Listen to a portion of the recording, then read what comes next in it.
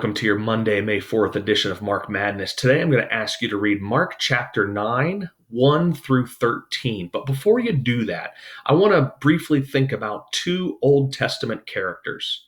The first Old Testament character that I want you to think about is Moses. You remember Moses, you know his story from the book of Exodus. Moses was saved by Pharaoh's daughter. Moses ended up being the one God used to deliver his people from slavery. And Moses is the one who led the nation of Israel to Mount Sinai. At Mount Sinai is where they heard the voice of God and were scared. And Moses went up to the top of Mount Sinai to speak to God face to face, Exodus says, in a way that no one else could. And God gives him the Ten Commandments. More than that, there's a scene in Exodus chapter 34 where God reveals to Moses just a portion of his glory. If you remember that scene, Moses says, God, let me see your glory. And God says, you can't handle my glory because no one can stand in the presence of God and live because people are sinful and God is holy. But God says, you can hide in a cliff in the mountain and I'll pass by. And as I pass by, you can just catch a small glimpse of my glory. And you remember when Moses came down from the mountain, he was shining with the radiance of God. So Moses is the lawgiver. Moses is the one through whom God speaks to the people. Moses is the one who, when he goes up on the mountain, he can see just a glimmer of God's glory. Then there's Elijah. Elijah's a prophet. He's not a writing prophet. He didn't write any of the books of the Old Testament, but his story is found in the King's narrative, and you can read a little bit about Elijah. And Elijah was considered a significant prophet, especially as you read the book of Malachi, because they thought Elijah was going to usher in the coming of the Lord. And so you remember very early on in Mark chapter 1, there was a passage from Isaiah and one from Malachi referring to John the Baptist.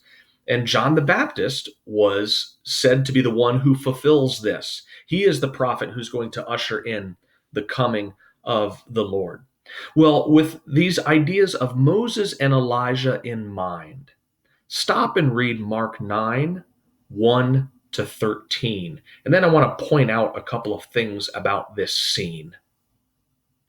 Hopefully you've read it. A couple of things I want you to notice. First, this scene takes place on a mountain. It's important that they go up on a mountain because in the Old Testament, God interacts with people on mountains. Think of Moses. This is where God speaks to Moses. This is where God gives Moses his law. It's also where God reveals his glory. And notice what happens in verse 2. There he was, transfigured before them. His clothes became dazzling white, whiter than anyone in the world could bleach them.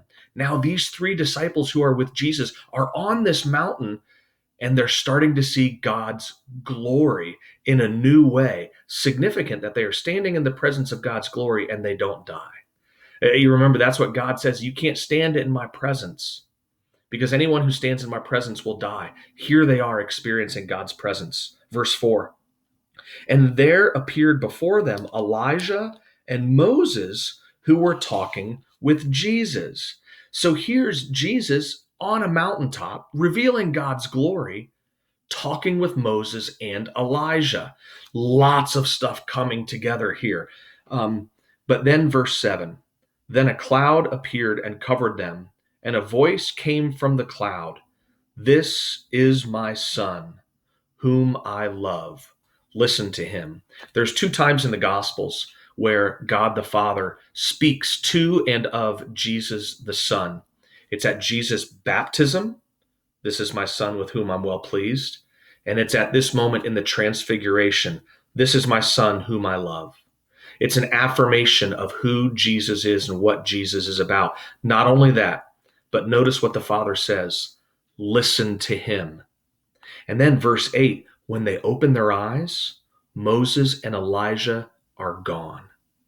They've left the scene.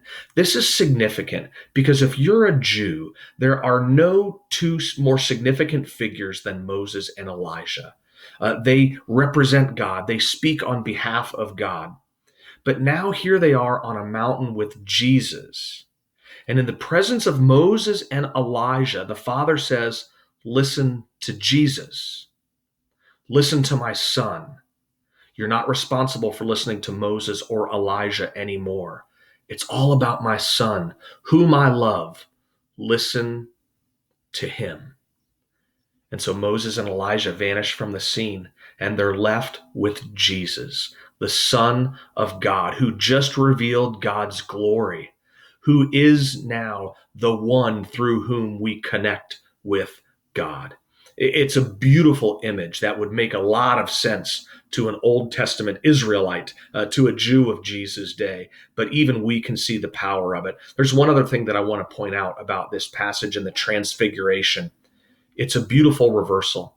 Remember where we were last week, where Jesus asks, "Who do the people say that I am? Who do you say that I am?" And Peter says, "You're the Christ." And Jesus says, "You're right, I'm the Christ. But I'm the Christ who's going to suffer and die. And my followers are going to suffer and die." The end of Mark 8 is a challenging passage. It reads like a tragedy. Like, here is God's son, but he's going to suffer and he's going to be killed. But the Transfiguration, right on the heels of that moment, shows the great reversal. Jesus' suffering does not have final word. Jesus' death does not have the final word. His suffering is not incompatible with his glory. The Transfiguration is a foreshadow.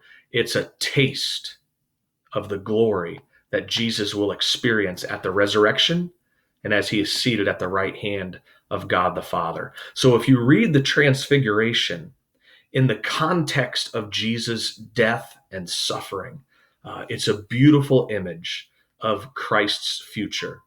Yes, the rest of the gospel is going to reveal his suffering, but the Transfiguration shows Jesus' future and the future for all who follow him.